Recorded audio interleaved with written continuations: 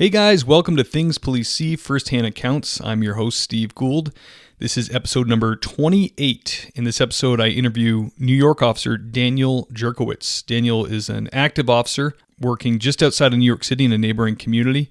And before that, he worked 4 years in Brooklyn as a police officer. So he's got some great stories. It was a really fun interview, and I think you're going to enjoy it. So without further ado, here's Daniel Jurkowitsch. This is Thingspolicesee First-Hand Accounts with your host, Steve Gould.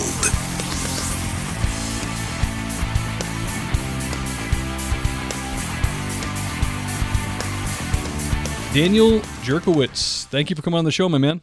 Hey, my pleasure. And you're an officer to a neighboring community. We'll keep it private, outside New York City, correct? Yeah, correct. Yep. And you worked for New York City for 4 glorious years in Brooklyn. Yeah, 4 years. Well, 6 months minus the academy. So if you want to get technical, 3.5. But I like to add the 4. Yeah, that's pretty Nice cool, round man. number. When I was going to, I had to take, you have to take the PAD exam. Massachusetts has a PAD exam you have like a run around obstacle course to become a cop. When I was there was that was 2006 or something, but there was a Brooklyn cop there, looking to get out of Brooklyn and transfer to a small town in Massachusetts. And he said, what he told me, and you can tell me if this is accurate or not, but he said back then, he said he would get dropped off with like a partner. They'd each have a gas mask, and then they just walk around Brooklyn neighborhoods and take like reports by hand. Breaking and enterings and all this stuff, and you just stuff them in your pockets. Old school stuff. I did they called it Impact when I was there. Well, actually, technically they didn't call it Impact. They renamed it. They rebranded it. The city. They called it Target. And I was on a foot post for only like 9 months, but it was actually a lot of fun. I liked it a lot. I mean, back then, what year was that he was doing that? Must have been 05, 06. Oh yeah, it was different times back then. Okay, yeah. yeah. I don't think I would have enjoyed it. It was different mayor, different leadership. When I was doing foot posts, it was kind of like, hey, you go out, do what you want to do and just handle your post. But in 05, it was very different. We'll just leave it to that. Gotcha. Yeah, that's. I thought that was interesting. It's because you hear about foot patrol, but it doesn't really happen in small towns or smaller cities because it's just guys need to be able to move around. But New York City, I mean, you're talking 30,000 cops. It's crazy. Oh yeah, there's probably more than that. There's probably like 40,000 by now. I don't even know. It's like the size of the Coast Guard. Yeah, it's crazy. Yeah, you're probably right, actually. Wow, that's nuts. All right, brother. Can you tell us about the first hot call you responded to that really got your blood going? Yeah, so I actually remember it pretty well. I was with an FTO at the time in the city. I was doing the 4-bys, so we worked 3 p.m. to 11:30 p.m. And we were in one of the southernmost parts of the precinct, so not really too many people live down there. There was a mall down there. They were building some housing areas, but there wasn't really much going on down there. They put me there in it was the slowest sector, and the guy I was working with was really cool, older guy. He had 10 or 12 years on, but we hear this guy screaming over the radio, and they're in a pursuit on one of the main roads that border East New York, Brooklyn, and Queens. And the guy's screaming. He's southbound. It's a white Lexus or whatever the car was or something like that. And then it just stops, goes dead. So we're shit, this is not good. And me, I had maybe 2 months on or something like that, maybe 3 months on. So I'm going a mile a minute. And this guy is my FTO. He's cool, calm, collected, just hits the lights and starts going. And don't get me wrong, we're flying there. We're doing maybe 85. Yeah, that's fast in that part of the city. Yeah, I mean, well, the road we were on was actually kind of more of an open road, so we were able to fly down it. But, we're doing maybe 50, approaching red lights, and I'm okay. And then he's yelling at me. He's watch my right, and I'm oh shit, okay. Oh so, man. I'm oh, I guess I'm, supposed to do this. I don't know. Yeah. So yeah. I'm watching the right. I was oh, you're clear. There's nothing more terrifying than being the passenger in when someone's driving fast in a cop car. Oh, I hate that. Yeah, that was was like my first experience of it. But it ended up being that this guy, he hit an unmarked car, and there was undercover cops in the car, and they go over the radio and they're like chasing the guy, and they get out and the guy starts fighting. He was all hocked up on drugs. They ended up having to tase him, and it was like this whole big situation. But the one thing that like freaked me out the most, when we were like probably 5 blocks out, he looks at me and he's like, listen, he's like, very important. He's like, we're going to get there in a few seconds. He's like, we might have to do a hospital route for one of the cops. And he's like, if that happens, get in the car immediately. He goes, because I'm going to need you to help me clear intersections. And I was like that's when it like hit me, and I was like, oh shit, like, yeah, we're not just going to get the bad guy. Like, you know, we're flying to this because a cop might be shot, a cop might be hurt, he might be on the ground. Like, we don't know, you know, because they're like kind of quiet over the radio after that. But I mean, they were just in the middle of a fight trying to get this guy in handcuffs. That's everybody ended up being fine, you know. Guy went to jail. I mean, I think he ended up getting out in like a few days, unfortunately, because of like some drug program thing. But I mean, all the cops were safe. That's the most important part. But yeah, that was the first one where like my blood was like really pumping. It was crazy stuff. Yeah, and it's a lot of pressure. I mean, not only is the situation itself super intense, but then it's like you're being looked over your shoulder at. You know what I mean? Like you're being judged big time, probably by the guy you're with, by everybody else there, because you're a boot, you know? Oh, yeah, definitely. I mean, I don't think he expected much of me anyway. But we didn't crash, so I guess I did my job correctly. And when I got there, I did nothing but stand in the street and just take direction from the boss. So gotcha. That's a good one, man. I get a kick out of New York City cops when they're on the job, you know, because they seem like I mean, this probably isn't true for every one of them, but they seem like they have great personalities. Like I've seen a few of them kind of screw with people. Like it seems like they like to give bad directions, you know, like, like, hey, how do I get to this place? Or if it's like 2 young girls where they're like, oh yeah, go over here, take a left up there. It's like that wasn't right at all. But they're just, you know, they're like they're all ball busters. Yeah, the thing that we always said was like, 2 lefts and a right. You know, you'll get there. I mean, that was more for like Manhattan cops. I never worked in Manhattan, but that was like the running joke, you know, because it's a grid. They'll find it eventually. Yeah, right. but it's funny. It's funny you said that. That's amazing. All right, brother. Can you tell us a bizarre or strange call? Yeah. So I'm laughing just thinking about it. So this guy, me and my partner for the time, we're working again the 4 to 12, and I wasn't on the foot post anymore. We were just doing patrol, and we got a call for an EDP. I don't know if you guys used to call it EDPs too, if the rest of the country calls it EDPs, or what is that? Like if there's a code, emotionally disturbed person. Oh, okay. That's probably a pretty progressive acronym. I don't know if it would have filtered down to where I was. I'm sure, yeah. I know they call it something like different now. They don't want to say in EDPs, but in the city we called it EDPs. And in the department that I'm in now, they don't even call it EDPs. They have a specific radio code for it. But you know, regardless, we get the call for, you know, emotionally disturbed person, somebody that needs our, you know, police assistance. And he's at a motel and he's just standing in the parking lot. And there's one guy, like the worker in the hotel, he's like, you know, just hung up. And the dispatcher's trying to call him back, and they're getting nothing. So we're like, hey, you know, we're going to get there, and the guy's going to be gone. Don't worry about it.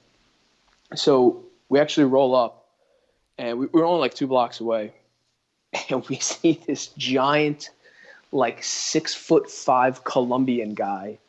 Must have been at least like 240, 250, like solid, not fat, like just solid muscle with the dead. Oh man, you'll understand the dead eyes that like look right through you. Yeah, you're like great. And just like the thing that freaked us out though is that he was holding a fire extinguisher. So it was like very bizarre, and there was like nobody around. Like it was the middle of the day. It was maybe like 4 or 5 o'clock because it was still pretty early in the shift. And like usually that area, that motel, I mean that motel was just, you know, a sewer for just wonderful New York City customers. So yeah, just usually motel. That's one of the hot spots where like if you were looking, as we called it, you'd hang around there, and in 20 minutes you'd find, you know, whatever crime was happening. Rooms by the hour. Exactly. Rooms by the hour. So there was like nobody around. So that's freaky. So we're like, did this guy just kill everybody in the motel? Like, he's got dead eyes. Yeah, and he's dressed to the nines. He has like a nice, not a suit, but like business casual. He's got nice shoes on. He had like a pea coat on, and it wasn't really that cold, but it was just very freaky. And like, we park the car and we get out, and I'm looking at my partner, and he has a taser, I don't. So I'm like, we're giving each other the eye, like, gun, taser. I mean, because it is a fire extinguisher. So I was like, right, all right, you know what, screw it. I'm pulling my gun out, and I was like, you got your taser in case he drops it and starts running at me. Just tase the shit out of the guy, please. You know. So we draw down on him, and he immediately just drops it, and the ambulance rolls up like maybe 10 seconds after that, and like we don't even like guide him. We don't even like talk to him. Like he's like speaking gibberish basically. He's not making any sense. And the ambulance gets there, and I'm like, all right, brother, let's like get in the ambulance. You know, he just walks in quietly like a gentleman. Wow. Sits down in the ambulance, and like I'm trying to talk with him, make conversation to like keep everything status quo, because like, you know, he's mentally unstable. He could snap at any moment. You don't know. Like right. Those are the scariest people that you're dealing with on the street. So sure. I'm trying to like make conversation with him, and like he's answering my questions, but like the words that he's saying are not making sense, like in the sentences. Like, I don't know, it was very like weird. Like I felt like it was in like a Paranormal Activity movie. Very strange. You know, we get him to the hospital, we drop him off, and he's like, this is the weirdest part is he's like, are you saying something prophetic? Are you trying to tell me about the future? Exactly. So we actually put him in a stretcher just in case he started freaking out with the buckles and the straps on and everything. Right. And he was fine. He was a gentleman. So he looks at me before we're about to leave the hospital, and he's like, he puts his hand out for me to shake his hand. So I'm like, yeah. I was like, you know, fuck it, whatever. I'll shake the guy's hand. Like, he's a gentleman the whole time. Dude, he grabs my hand with the force of like 1,000 men, like almost breaks my knuckles. And I'm like, I'm like, well, do I punch this guy? Like, is he trying to be nice? Like, I don't understand. So eventually I just rip his hand off, and I'm like, I go to my partner, I was like, dude, let's get the hell out of here. Yeah. Wow. Maybe he's just letting you know, like, what could have been, you know? Yeah, I don't know. I think about that guy a lot, too, because the picture's, like, burned in my head of us rolling up there, and he's just staring with the fire extinguisher, and we're like, oh, my God. Maybe that's the best thing you could have done is have your gun out, because then he's like, all right, these guys aren't playing, and I don't want to die. Like, you know, luckily he didn't want to die. Yeah, thank God. So was it like some kind of psychosis, like brought on by drugs, or was he just a legit crazy person? I think he was just completely mentally out of it. Yeah, I think he was probably having an episode or something, schizophrenic or what. I don't know, whatever. I'm not a professional like that, but I mean, I don't know. Yeah. He's off somewhere else now. Hopefully, I never see him again. Yeah, I know exactly what you're talking. I had to go into a halfway house once with my buddy on shift, and there was just a big dude. The worker for the house was hiding in the closet. He was so afraid of the guy. He said he's going to kill me. He's going to kill any cops that show up. So we go in there, and he's sitting on his bed. There's a huge pile of throw up in the middle of the room. This guy's huge, broad, just solid. And I'm like, how do these guys get so muscular? It's not like they're in the gym lifting weights like a crazy person. They're just crazy. Anyways, he's just sitting there with throw up down his front. And I mean, nothing really happened. We wrestled him a little bit, but when he looked up, the throw up all over him and then on the floor with those dead eyes, I was like, oh, man, not only is this guy probably going to, like, you know, possibly injure us, he's going to get his puke on us. You know, it's like, oh, nasty. So when you guys, what's the protocol for you guys when you, when there's a guy like that in the ambulance, or the city ambulance, is it usually the city fire department, or is it like a third party? Yeah, it would be FDNY EMS. Okay. They would always show up. And are they cool with that guy in the back, or do they make you sit back there with him? So I mean, or do you follow closely or something? Yeah, the procedure is a cop's got to ride in the back, and then that sucks. Usually there's another EMT in the back with you, and then there's the EMT, because the EMTs they roll around in twos, so they have a partner also. So one guy drives, one EMT in the back, one cop in the back. And then my partner would follow in the car. The department that I'm in now is a little bit different just because there's not as much personnel as the city. So the department that I'm in now, if we get an EDP, I have to ride in the back of the bus. And the medics, because we have county medics, they're not like volunteers. They are in the back with me. We have to get another cop because I work by myself now in the department that I'm in. So Right. you have to get another cop to come to your call to drive the ambulance, and then another Oh cop, man. and then another cop to follow both you idiots in the ambulance so that you have a ride back from the hospital.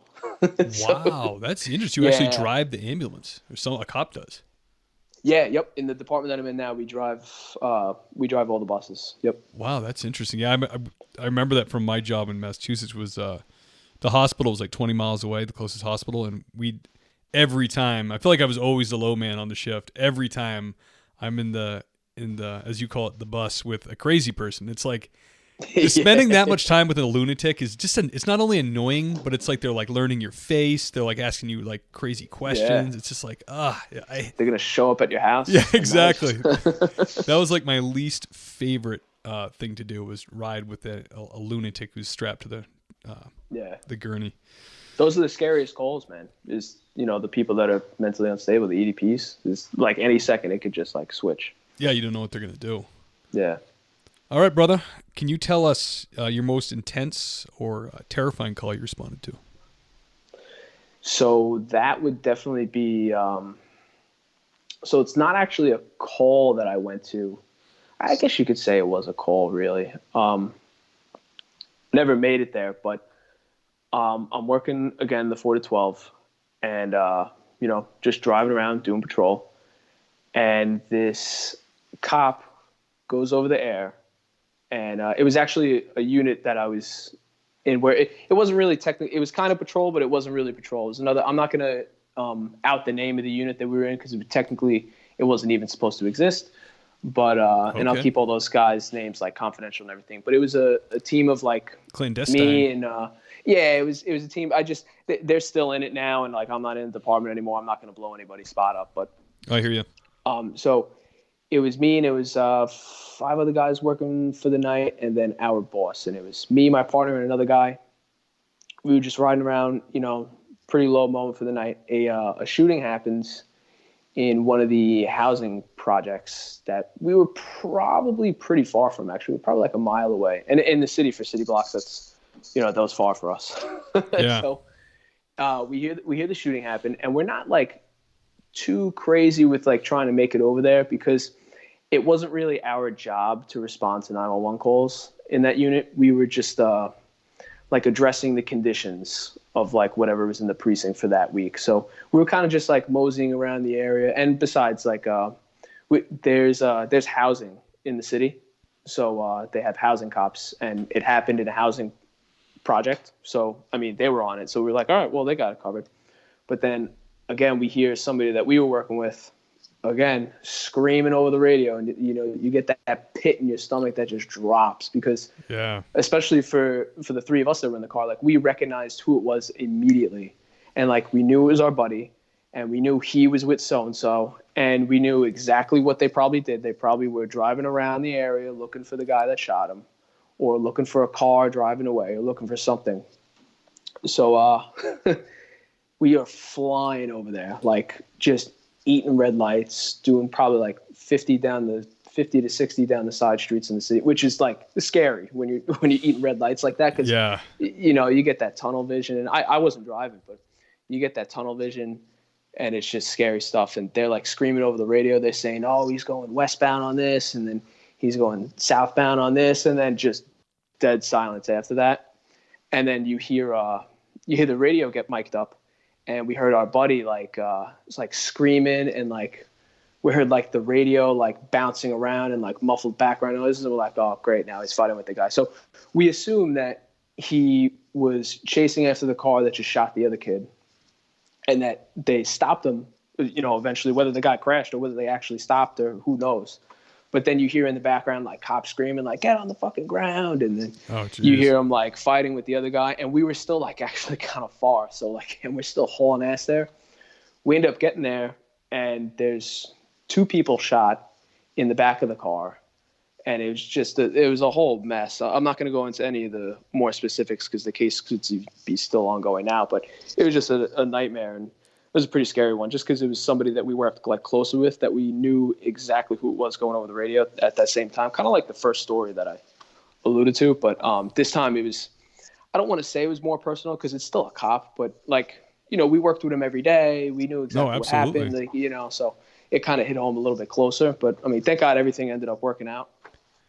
Yeah, And, that is, yeah. especially knowing him, especially in New York City, knowing the guy. That's pretty crazy. Yeah. I mean, I guess you guys work the same area. Yeah, we worked on the same team together. So he was we worked with him every day. We worked with those two guys that were, chasing the car every day. So, it was a crazy time. Yeah. Yeah, that sounds like nuts. And there was how many people shot total? 3 people? 2. 2 people. Was it a gang thing, or can you comment on that? Yeah, it was always a gang thing. Yeah. Gotcha. Yeah. Shootings in East New York, Brooklyn. Yeah. Basically, almost 99% a gang thing. I mean, I think they even classify some of them as like mass shootings because sometimes like 4 or 5 people get shot like that. I don't know, man. That place is crazy. Yeah, they do play. They play with the numbers to get their national statistics to scare everyone. Yeah, because like people care about gangsters shooting each other. They're like, they mix those into the school shootings to make you think it's nuts. Exactly. Sometimes, you got to look at those statistics sometimes because you look into it and it's like, these people in Chicago were shot at a barbecue, Memorial Day barbecue, and it's like, whoa, wait a minute, that's a little bit different than. An actual legitimate school shooter. Not saying that human life is like invaluable in Chicago, but it's dishonest. Yes, exactly. Yeah, absolutely. Man, I was when I moved out here, I was blown away. I was just doing working for background for LAPD, so I was rapping on doors in neighborhoods and stuff, and just the guys I work with, I would show them where I was going, just so they could tell me about the neighborhood and if I should go with someone or maybe just make it as quick as possible. You know what I mean? It's because of gangs.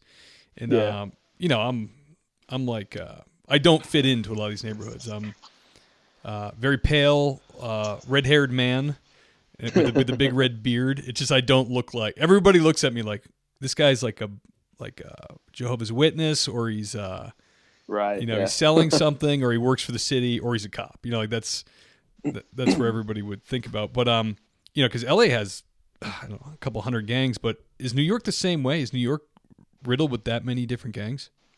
I mean, to be honest, I know there was a lot of gangs in East New York and Brooklyn, but as far as the rest of the city, it's really like, from my experience, because I'm not an expert. I was never, I had 3.5 years on the street there, so I'm not going to say I know everything, but from my experience, I saw that it was actually a lot of like subsets of gangs. So you had like, I don't know, just to make up a name, you had like 18th Street Folk, gang or whatever. Right. And then 2 blocks down, you'd have, the CPCs, or then, a block that. So it was a lot of like subsets, but not too many were, like extremely organized. And listen, I could be wrong. I could be just like completely ignorant to the whole, right. Gang culture and gang organization. I mean, might be a better question for like the gang squad out there, but I mean, as far as my experience, like my street experience there, it was really like a lot of subsets of maybe like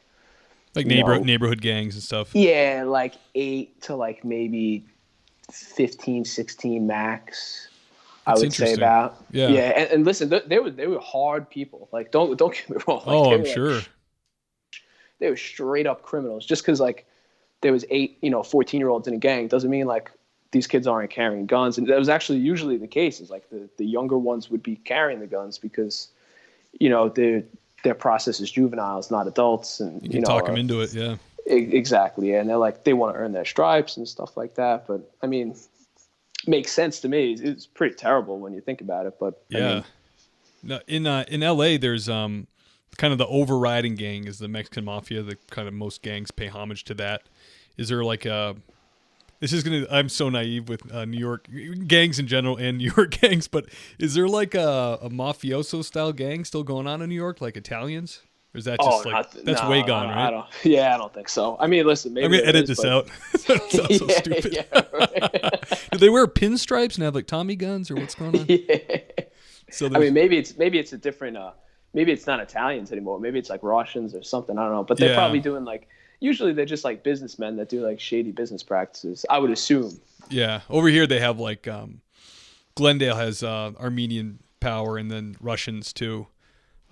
But they're kind of north of the city where the Mexican mafia is kind of, I don't know. I'm not, like you said, we're not experts, but I just kind of get what other people tell me. It fascinates me. And I mean, we did, they would like work gang stuff into our like in-service training. But you know, we didn't have like where I worked in Massachusetts, it was like, you know, Hell's Angels and like other like biker gangs. There wasn't like any like street gangs to speak of. So. Right. Yeah. It's like a whole world within a world, really. When like, I mean, I learned a little bit about it. I had like very limited knowledge on the whole gang culture, but I mean, you could sit there and you can have a whole master's degree in gangs and still not know what the hell you're talking about. There's a lot that goes into it. Those guys, especially the city guys, man, that, you know, like the guys that work gangs that are in that unit, that are plainclothes, that are running around that, those are the realest of like the real cops. Like I remember the Brooklyn guys, like the Brooklyn North guys, gang guys. Oh my, those guys were savages, man. They were like in it day in, day out, just grinding it out. So knowledgeable, like the best cops like I've ever seen. Wow. Those guys. The line must get blurry for them between cop and criminal, because they're mixing it up. Yeah, I mean, they were never like undercover. Oh, okay. Yeah, they were more like a crime team, really, of like guys that would just go out there and like, but they were really good. They would do intelligence. They would know exactly the players and like, and not just in Brooklyn. Like they had to study like the whole city, like the major players in like Staten Island, the major players in like the Bronx. They would have to know them because like, you know, criminals don't know any boundaries. They don't know what precincts stop at what line. They don't care about that, you know? So yeah, dude, yeah. I heard New York City had like intelligent officers in like mosques in Europe. Oh yeah, they're like all over the world. That's insane. They're like it's a big difference from the department that I'm in now, because the department is like a tenth of the size of the city was. So I'm still like getting used to it now, because still a large department, probably by national standards, the one you're in. Yeah, there's probably like 3,000 cops, 3,000 personnel. Yeah, that's pretty big. Around about. Yeah, well, coming from 35,000 to me, it's. But I guess that's a good point. Yeah, think of the rest of the country. There's some departments that don't have as many cops as like the precinct that I'm in now.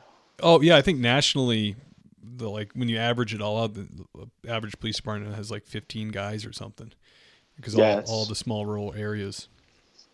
Yeah, it's crazy. Yeah. To me, that's like the amount of cops that we put out on like a, just one shift. Well, we probably put out more than that, really. That's awesome. Enforce. Yeah. All right, man. Do you have a positive encounter or heartwarming story you'd like to share? Yeah. So I do actually, and it's not like a specific story. It's more along the lines of like an everyday story. Like I thought about this one a lot. So like in the media, you see, especially now, like people hate cops now. That's what you see in the media, right? Right. Like you see like in the media, everybody protesting cops. This cop, should be fired. That cop should be fired. And listen, we're not going to get into the specifics of each and every, situation, because, I wasn't there for any of them. So I can't speak. Only the people that were there know what happened, right? Right. But the media, I feel like, blows it way out of proportion, that like cops are hated, or you have the New York City mayor not backing up cops. Absolutely. And listen, the politics is one thing. Don't get me wrong. The politics with policing right now, I believe, is very bad. Not good, especially when it comes to the administrative personnel for some departments. But I'm not going to blow the city spot up right now, or like my department spot up, because I think my department is actually really good with the politics. But as far as like the actual people, every day that I like went out on patrol, whether it was in Brooklyn or whether it's in the area that I'm in now, like I always found somebody that like supported us and somebody that was like happy that we were there. Even in like the most crime-ridden area of Brooklyn, like we saw people that would be thanking us all the time. You go in the Dunkin' Donuts, you get a coffee, people are like, oh, thank you for your service. I'll be honest, it happens a little bit more now that I'm in the suburbs than it does I'm sure. in Brooklyn. But, it still happened out there in Brooklyn. And the people that were happy that we were there were like so happy, because, we're trying to, you're trying to fight the good fight, take the criminals off the streets. And like a lot of those people were just poor. They can't afford to live anywhere else besides that neighborhood, and they don't want crime next to their door. They don't want to hear gunshots at 2 a.m. be woken up because they got kids. So a lot of those people, every day people would thank us, and I don't think that people hear that enough from cops saying that, like, a lot of people really do support us. The majority of people really do, like regular people. I'm glad you said that. That's awesome. Yeah, it's not the news anchors that are out there, trying to Monday morning quarterback, everything that happened, because you see that all the time. Nothing makes me like more frustrated than people Monday morning quarterbacking like things that happen just because it's on camera, and then that spirals out of control, and you get the people on Facebook that start going nuts in the comments section saying, kill all cops. And it's like I like to call it like the silent minority, or no, I said that incorrectly. So the vocal minority are the people that are, popping up, and the people that are in the media, and you see those comments on social media, but that's not everybody. There's like, I don't know, what's the population of the US? Like 300 something million, I think. Yeah, something like that, right? I'm pretty sure like 90% of those people don't hate cops. They're happy that we're there. They're happy to pay taxes and have police patrol their area. They just don't have the time, and they're not losers, and they go out there on social media and complain about cops, because most of the people that do that, they're at a pretty bad point in their life to be, hating on the police. Meanwhile, if they called 911 tomorrow, I'm pretty sure they'd be praying that the cops get there, 10 seconds ago. So it's the heartwarming story is really like every day when you go out on patrol, you do see those people. It exists. I just want people to know that not everything, people don't really hate the cops. I think the majority of people really do love the cops. You just have that vocal minority that's out there that people see all the time that gets pushed in the media, and it's really not the case. At least for me personally, there could be some neighborhood out there where like they really do hate the cops. I don't want to speak for them and steal their thunder, because there could be a major problem somewhere. But for me, in my experience, the majority of it was good. I think people just get hung up a lot on the bad, and I think if you just focus more on the good stuff, it's good for everybody. You don't go home depressed, and you don't get stressed out as much. Try and be more positive. No, that's great, man. I think you're right. I think that's true. I think the media is about dollar bills. Negativity sells, and they exploit any negative situation. They're kind of dishonest about it, and they kind of make those, like you said, the vocal minority who are like mostly nut jobs, who are.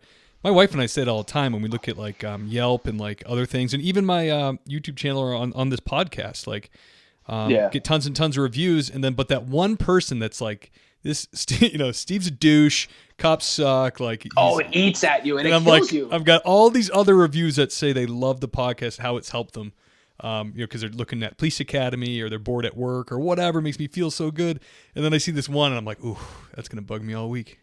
It's like, and it does. It's just being a human. Yeah, you focus on the negative stuff. You can't help it. Yeah, it affects you the most. So that's kind of what what they go with. They go with however they can tweak you. So I'm glad you said that, man. That's awesome, because I worked for a smaller community. And I used to say the same thing. I was like, well, it must be in the big cities or something, because our people like us. Like we have to lay down the law and do some things that aren't that popular, but most people here liked us. They would drop off Christmas stuff, say hi, wave to you, whatever. So that's good for people to know. Do you have? It's true. Yeah. Do you have some advice to give to the new officers or someone who wants to become a police officer? Yes, definitely. So this is actually going to be not so heartwarming. Okay. Hey. But it's good. But it's good. Speak the truth. If anybody's becoming a cop right now, especially in this day and age, you have body cameras, you have this, you have that. Please, please, please learn to defend yourself. I'm going to go right out there and say the academy is not enough. Agreed. Like, people's academies, that's great. The academy teaches you how to punch. Awesome, right? Have you ever actually been punched in the face? Like, ask yourself that question. Like, have you? Right. No, because it's going to happen. And when it does, it's going to be somebody who doesn't like you because you're a cop now. They probably want to kill you at that moment. So please, please, please learn to defend yourself. Do not wait until the academy. I do a lot of jiu-jitsu. It's actually a huge passion of mine. Oh, I just had an interview with another guy that was singing the praises of jiu-jitsu. Oh, it's the best. It's best. Listen, I'm gonna say there is something with jiu-jitsu though that is probably not best for policing. It's a lot about like fighting off your back, which is good, but you should have a well-rounded game. You should learn how to strike. You should learn how to wrestle. Because if you get too deep into jiu-jitsu, you can get into like that sport jiu-jitsu of like, as soon as you get into a confrontation with somebody, you pull guard and you try and wrap them up. Sometimes in policing, that's not going to be the best option. Gotcha. So, I mean, we're going down a little bit of a rabbit hole now, but no, I mean, good. just do anything. I mean, even if it is like, I don't care. Like I kind of shit on Krav Maga a little bit sometimes because I call it like the fake martial art. Okay. I don't know. It's like that's the Israeli one, right?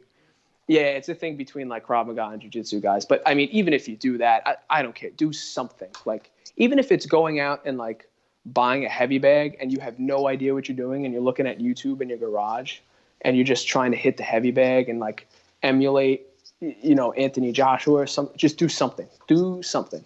Yeah, you're absolutely right, man.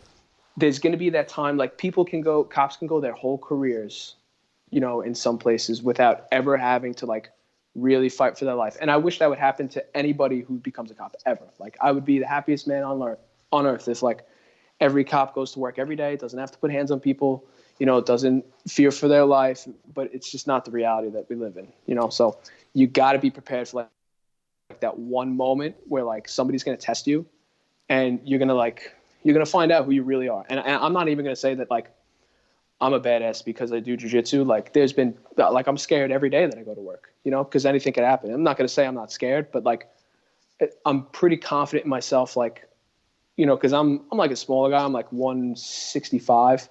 I'm still confident that if I see somebody who's 210, like I know I got a fighting chance because I do train. Like maybe I might have to tase him, it might have to happen, but like, at least I know in my head, it gives me that confidence boost. It's like, all right, this guy doesn't train. Like, or you just put that in your head. It gives you that confidence boost. And that could be the matter between life and death sometimes. And I hate going to cops' funerals. I despise it. And unfortunately for the rest of my career, I'm going to go to more. It's just the fact of life. But like, if this advice could just save anybody in the future of like, just have a fighting chance when that moment does happen. If it does happen, God forbid, just like, please be prepared. Please.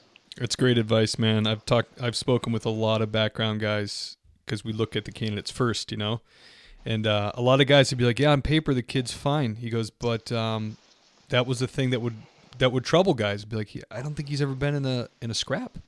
Like he's lived in his mom's basement and he went to college or whatever, but like you can just tell he just had never had a physical altercation. Like even if you play sports or do like you said, do spar and martial arts, or you're going to get your bell rung. Someone's going to throw an elbow, someone's going to hit you. You're going to physically do wrestling in gym, whatever. If you're an active guy and you do that stuff, you should pursue, like you're saying, you should pursue something more specific, like jiu-jitsu or some kind of martial arts. Because if you've never had your bell rung, when the first time it happens, you're wearing a gun and a badge. It's different. Bad man. news. Very different. Very different. Yeah. Sometimes you see like, I just graduated the academy like 5 months ago for the new department that I'm in, and like you had to go to another academy. Yeah, it sucked. It was terrible. Okay, sorry for you. It is what it is. I'm sorry about that. It's all right. I actually had the time of my life. I met some of the best people there. It was a good time. But I mean, while I was in there, it didn't feel like it was a good time because it was starting from scratch. But you see some guys that that they're big dudes. They hit the gym, but then you see.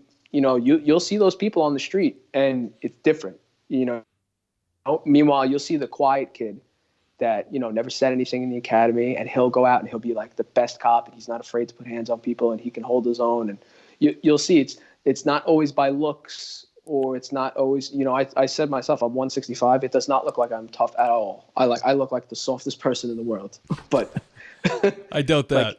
You're probably pretty fit dude. I'm not like overweight, but I mean, right.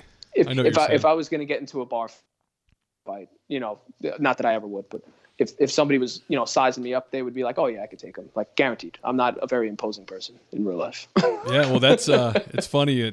Just being in college, I wasn't like a big fighter or anything in college, but, I was in a scrap, but, some of the guys I went to school with that were like, 5'8", like a $150, $160, and could fight, would wipe the floor with 200-pound dudes regularly because they weren't afraid to engage and they weren't afraid to punch.